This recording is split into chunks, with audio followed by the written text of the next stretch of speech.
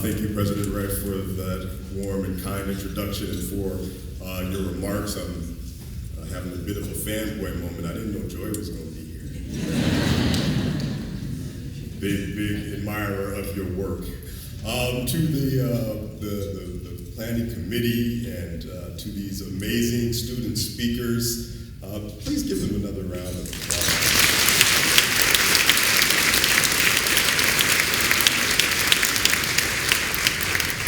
See, I told Daria that, because she was working with them, I told her to make sure that they don't do better than I'm doing. So I just say that to set your bar a little lower. You've heard the main event. I'm just here as the dessert. But thank you all for the opportunity to come and speak with you on this very special and important day. It's always an honor for me to come. I've been here several years to provide the invocation. And so I was extremely humbled when I was asked to give a keynote address because I've seen some of the folks that you all have had to come and address you on this auspicious occasion. And so I want to reflect on Dr. King's words that are the theme of this year's event, and it's been lifted up several times already. This speech that, as Jennifer, our MC, has pointed out, and I saw that you had memorized that. You didn't get an applause for it, but let's give Jennifer an applause for it.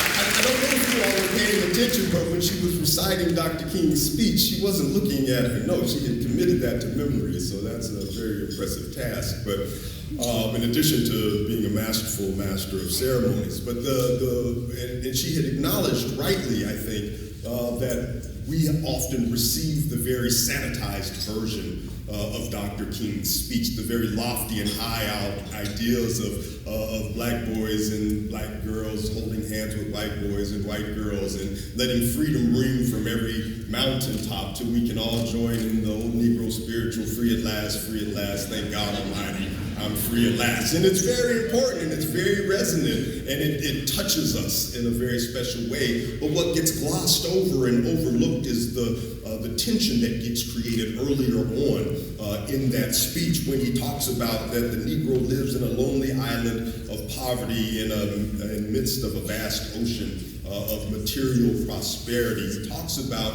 the conditions that black people in America were living in at that time. And when he talks and says that it's obvious today that America has defaulted on its promissory note insofar as citizens of color are concerned, instead of honoring the sacred obligation, America has given the Negro people a bad check, a check which has come back marked insufficient funds, but we refuse to believe that the Bank of Justice is bankrupt.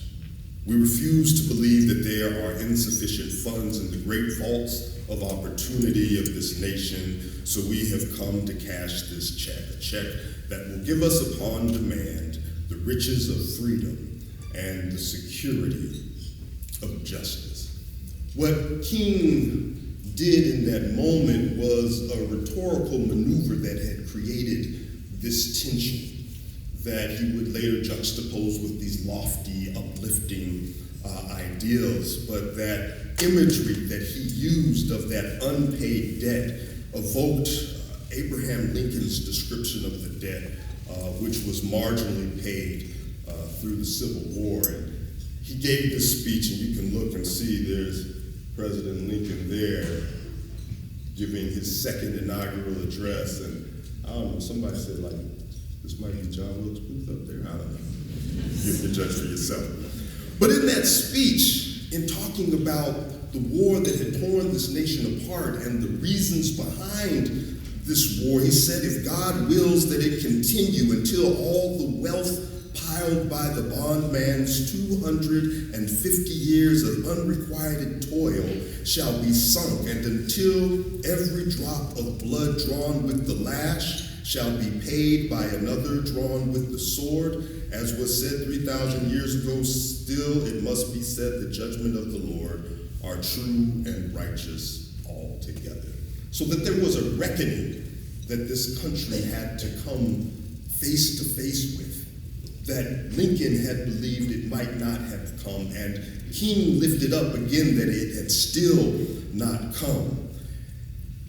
The challenge I have with some of King's idealizing the Constitution's promise of this note, that when he said this note was a promise to all men, yes, black men as well as white men, would be guaranteed the inalienable rights of life, liberty, and the pursuit of happiness, the obvious exclusion that it was limited to men and not women, but also the reality that the drafting and origins of this document did not contemplate all humanity. It did not contemplate black people or Latinx people or queer people or non-binary people. It had to be through the toil and struggle and resistance of humanity that we had to force it to recognize that. So even though King's vision was one of hope and of high ideals, the reality is that this is a document that is imperfect and that is rooted in a system of white supremacy, and not white supremacy as people think of skinheads and neo-Nazis and the alt-right, but white supremacy as a system or structure of beliefs that center and prioritize and lift up and normalize white lives, white values, white behavior at the expense of the lives, value, property, behavior, and cultures of people of color.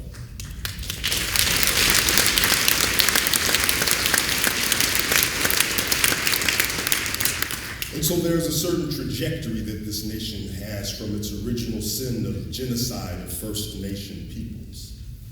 Its original sin of slavery, bringing millions of Africans to enslave them here in this country, to the 13th Amendment where slavery was outlawed, but there was the specific carve-out that was left for people who had been duly convicted of a crime. It's amazing that you got the southern states to sign on for the ratification of the 13th Amendment. There was a researcher or a historian that looked through some archives and found a reporter from Kansas had gone down to the southern states to find out how the ratification process was going, and spoke to some southern legislators who all agreed that they'd be okay with the 13th Amendment and the abolition of slavery, because there was this particular provision that was still left for them. And so even in the aftermath of slavery and the Reconstruction era, where federal troops were sent into the South to ensure that black people could fully embrace and take hold of their agency and hold positions and be judges and be elected to Congress and have businesses that were not interfered with or trampled on by the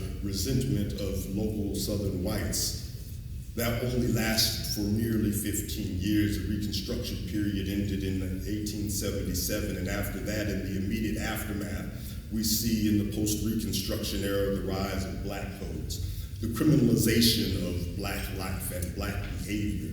Any Negro found drunk could be charged with a fine, and if ultimately they didn't pay that fine, they could be thrown in jail. No Negro shall be permitted to rent or keep a house within a certain parish in Louisiana without being subjected to a fine or incarceration. Or in Mississippi, black people had to prove that they were lawfully employed, or that any person could arrest a black person or a mulatto, a person of mixed race. If they had left it, you quit your job and you can get arrested?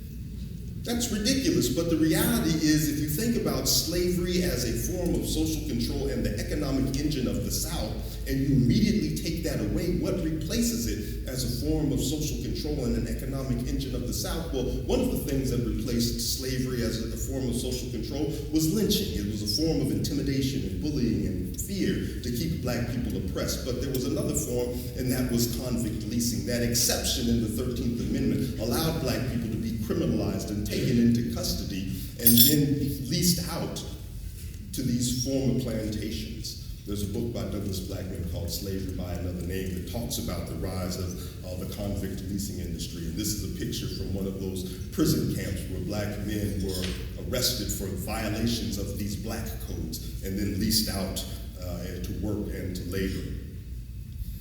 And it didn't end just with slavery or the Reconstruction era, because in 1896, the Jim Crow era began with the Plessy v. Ferguson decision that allowed state-sanctioned discrimination, separate but equal, became the law of the land. And it continued throughout with segregated housing, and segregated educational facilities, and segregated medical facilities, and segregated employment opportunities, or the denial of employment opportunities based on race. And this was just an example of the Jim Crow era, but Jim Crow did not operate alone. He had an uncle named Sam.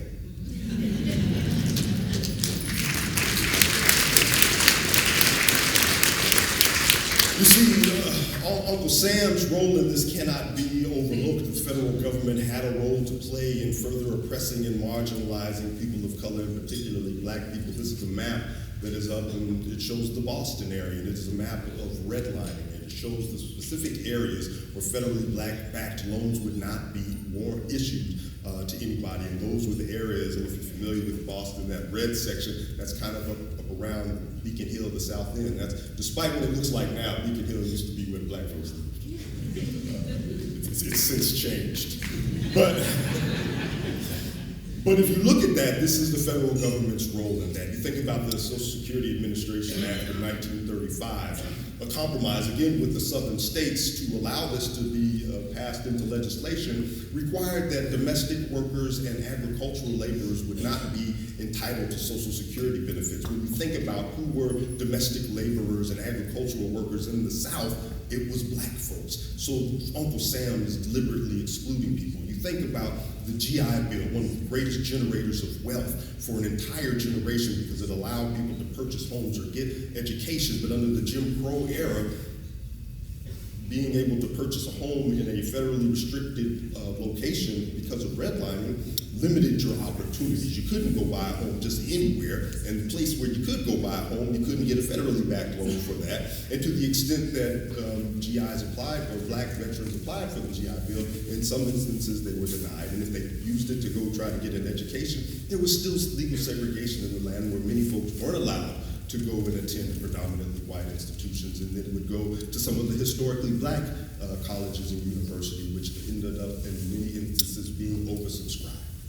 And so this is the role that this country has played in suppressing and oppressing and disenfranchising large swaths of the community. When you think about the uprisings in the 1960s, and the Kerner Commission report examined the conditions that were existing in communities of color, particularly black communities, and you had high concentrations of poverty and high concentrations of poor economic opportunities and substandard housing and low educational opportunities.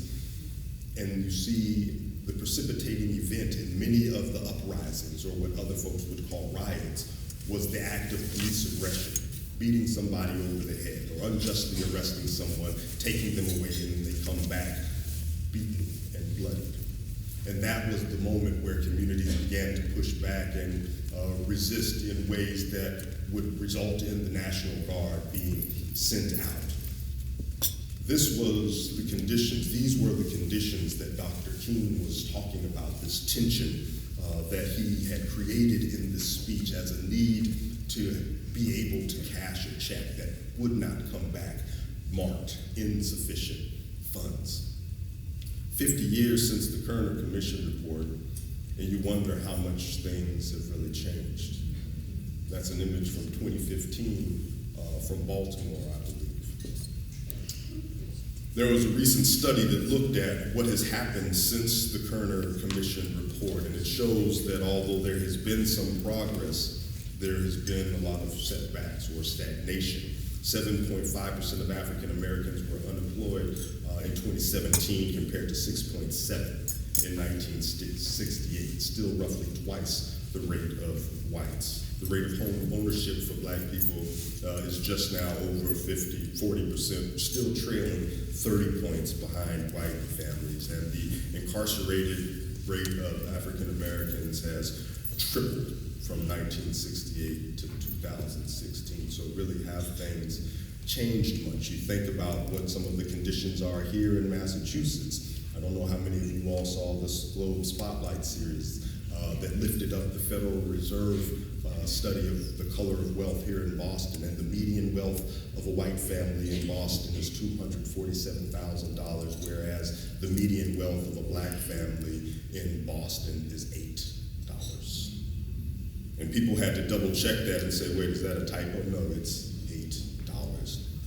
And so when you think about the uprisings and the riots that were happening in urban centers, King once spoke on that in a speech entitled The Other America, and he felt compelled to talk about the rioting that was happening. And he said, but it is not enough for me to stand here before you tonight and condemn riots. I would be morally irresponsible if I were to do that. At the same time, I would be morally irresponsible if I were to do that without at the same time condemning the contingent, intolerable conditions that exist in our society. These conditions are the things that cause individuals to feel that they have no other alternative than to engage in violent rebellions to get attention. And I must say tonight that a riot is the language of the unheard. And what is it that America has failed to hear? It has failed to hear that the plight of the Negro poor has worsened over the last 12 or 15 years. It has failed to hear that the promise of freedom and justice have not been met. It has failed to hear that the large segments of white society are more concerned about tranquility and the status quo than about justice and humanity. These were the conditions that King was talking about, and there is this transition that happens because as a result of these uprisings, the Johnson administration had pivoted its resources and investments in the war on poverty to the war on crime. And you see a building out of the carceral infrastructure in America. And what I mean by the carceral infrastructure is a greater investment into policing tactics, the development of the SWAT team out in LA, Special Weapons and Tactics, which was the precursor for a lot of the policing tactics that we see. More resources into funding special investigation units, building out of the juvenile justice system and the creation of more juvenile detention facilities and the creation of more and larger prison institutions and more and robust mandatory minimum laws coming onto the books in this area. One, as a reaction to some of the uprisings that were happening, because you think from the perspective of some legislators, we just gave these black folks the Civil Rights Act of '64, and we just gave them the right to vote in '65. Now all of a sudden they're acting up and they're being disruptive. So clearly it's not the social service programs that are going to be the solution, so let's double down on tough on crime practices. And the Nixon administration doubled down on that and ran off of that with a Southern strategy that provoked and invoked racist fears and ideologies. It sounds very similar when you hear Nixon talking about, I am the law and order candidate. He said it. I like to put this image up when we think about the Bank of Justice. And whenever I give speeches or talk to folks, there's this concern that I raised slavery, and people are like, come on, that was so long ago. But when you look at the full trajectory of the experience of oppressed peoples in this nation arriving in 1619 or so, being under the bondage of slavery, not being liberated from slavery until 1865, the small moment of reconstruction of maybe 15 years, but then the Jim Crow era of segregation legally authorized by the government or by the Supreme Court, and until 1954, where the Brown v. Board of Education decision determines that separate is inherently unequal. But it still wasn't 1954 because full agency was not given to the black folks in this country until 1965 with the Voting Rights Act. And when you look at that, there's just a mere 50 years of full agency and citizenship in this country. And you think about all of the denial and the deprivation and the diversion of resources from communities of color in this country. And we cannot act as if there is an equitable or level playing field that we are all operating on.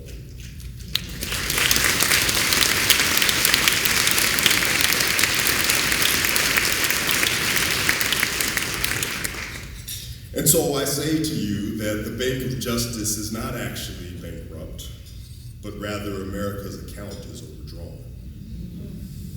It has issued too much justice to a small segment of society at the expense of too many others. And to make things worse, it's taken out a new line of credit on new technologies that will further ensure the most vulnerable among us are further ensnared. You think about these images of slavery, to convict leasing, to the current system of incarceration. It's interesting when you think about this seamless thread that runs from this nation's history, from slavery to mass incarceration. The Angola prison, the largest prison, or one of the largest prisons in the state of Louisiana, Deshaun, you can back me up on this, right? It's the largest Louisiana state penitentiary. It is on the site of the Angola plantation, named Angola because that's where the Africans who were enslaved there came from. Currently, the population of Angola prison or Louisiana State Penitentiary is 70% black people. You cannot tell me that there is not a thread that runs from this type of injustice to what we see today. And it doesn't end here because we're now seeing a decline in incarceration rates, but there are new technologies that are being deployed in our community with predictive policing, electronic surveillance, because the algorithms that are used to determine who's likely to commit an offense is based on the information that is included in the criminal legal system. Well, who's included in the criminal legal system? And who's being excluded from the criminal legal system? And what data is in there when you think about all of the wrongful convictions and all of the people who are held on trucked up charges or overcharged in the system? And these are the algorithms that are being used to determine who is going to be the next offender, or who is likely to offend, or who is a flight risk. So if America's promise can ever be fulfilled, it must move its investments out of the investment bank of white supremacy that has leveraged the debt of genocide and slavery and oppression to yield profits for its greatest benefactors, and instead invest in a cooperative system that works not only more equitably to share wealth, but also proactively works to dismantle systems and structures of oppression. That is justice. And so we fulfill this promise. We fulfill the coffers of this bank by including and creating inclusive communities, by understanding and confronting and challenging and dismantling systems of oppression, systems of white supremacy, systems of exclusion and homophobia and Islamophobia and ableism. We have to confront those things, call them for what they are, and work to deconstruct them. We continue to fulfill it by bringing ourselves to a place where those of us who are in positions of privilege use that privilege. When we enter into a room and we look and we see that there are no people of color in the room, when we look and we see that there are no disabled people in the room, when we look and we see that there are no women in the room, what do we do with our position of privilege to create space for those voices to be present, for those voices and ideas and experiences to be lifted up? Those are the deposits that we need to make into the bank of justice. We continue to fulfill this promise. We continue to fulfill and fill up the coffers of justice by embracing Dr. King's campaign platform of the Poor People's Campaign. Guaranteed income from everyone, health care for everyone. These are the ideals and the visions that he lifted up that undergird the I Have a Dream speech, that cast the vision of a reality of a world that we want to live in, so that we are no longer chained and bound by the manacles of slavery that still hold us to this day, so that this check no longer comes back void. Thank you.